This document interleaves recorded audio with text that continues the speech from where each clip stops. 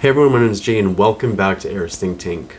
I've already done one video. If you haven't seen it, I'll drop the link below on the difference between bipolar 1, bipolar 2, and some of the social stigma that's associated with it. And I just wanted to do another video on it because I've recently been diagnosed with PTSD, and so I got to learn a lot more about other diseases like bipolar, more one-on-one hand experience from people who've been in the field a lot longer and even doing some experimental work. But there was something recently, oh, by the way, March Madness. There's another thing that a nurse practitioner said to me that kind of stuck with me on different mental health diseases, which one of them was bipolar. So the video I did before just said the differences like hypomanic and manic episodes, depressive lows. But today I want to talk about that viewing bipolar more as a spectrum disorder as well versus just a black and white kind of disease. So like I always say, let's stick around and find out here at Air's Think Tank.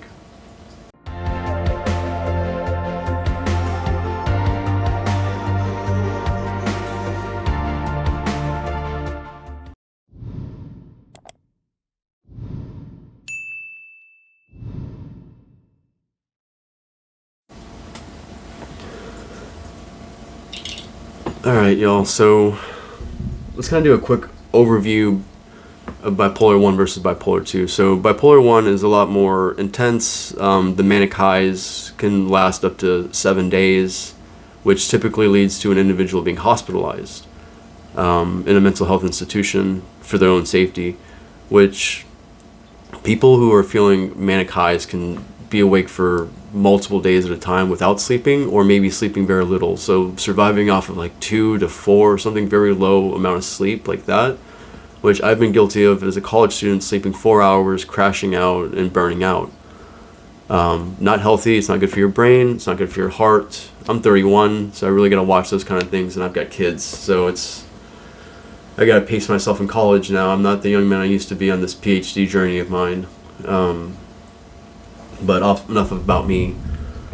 So like I said, the psychiatrist or the nurse practitioner that I was speaking to regarding my PTSD symptoms, a little bit of a conversationalist. We were talking about the DSM-5 and how it was changed for autism spectrum disorder, and how some people in the field are starting to view bipolar more as a spectrum disorder as well, because this is how she explained it to me, that if bipolar 1 and 2 are the primary colors, the bipolar spectrum is the entire sunset. It's not binary. It's not a binary switch. It's a sliding scale.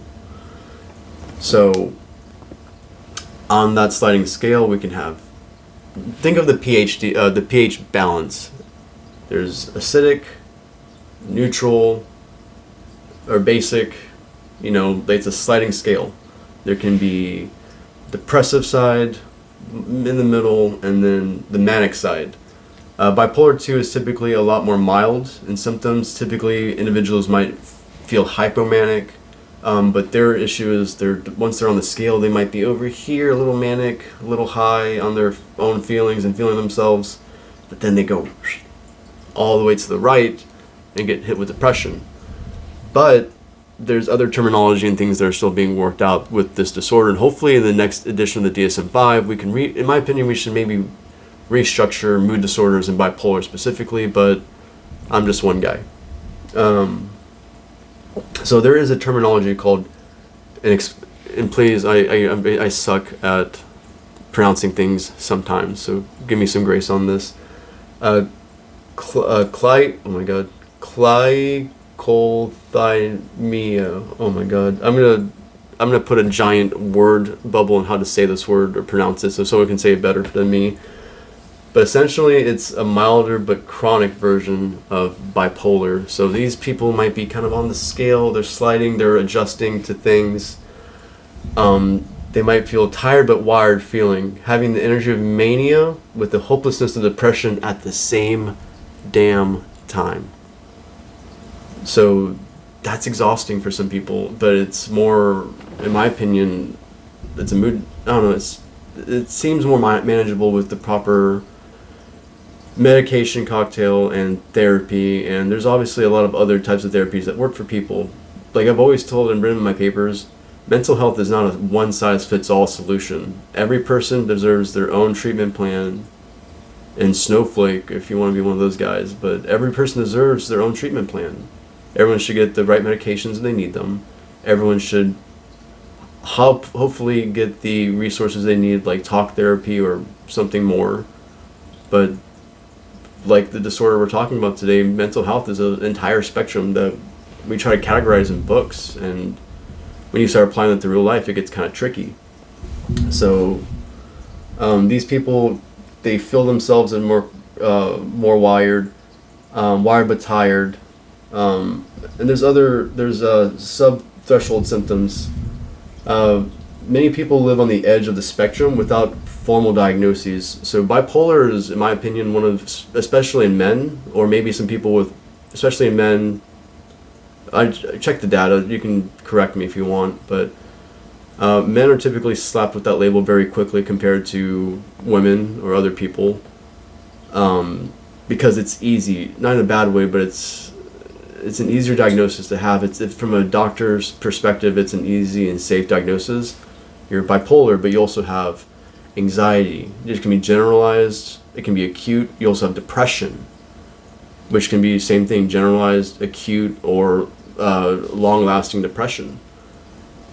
So what do y'all think about this idea of bipolar being more of a spectrum disorder than an actual, just a 1/1 and 2, slap it on a person?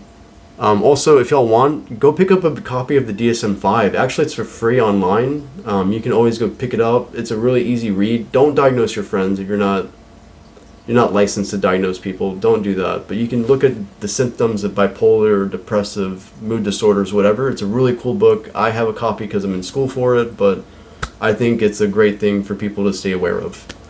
And I want to say that's the end of this video. Thank you all so much for coming back to Era's Think Tank. I really want this to be my full-time gig. At the time of this recording, we have a solid 110 subscribers out of 1,000 that we need to monetize.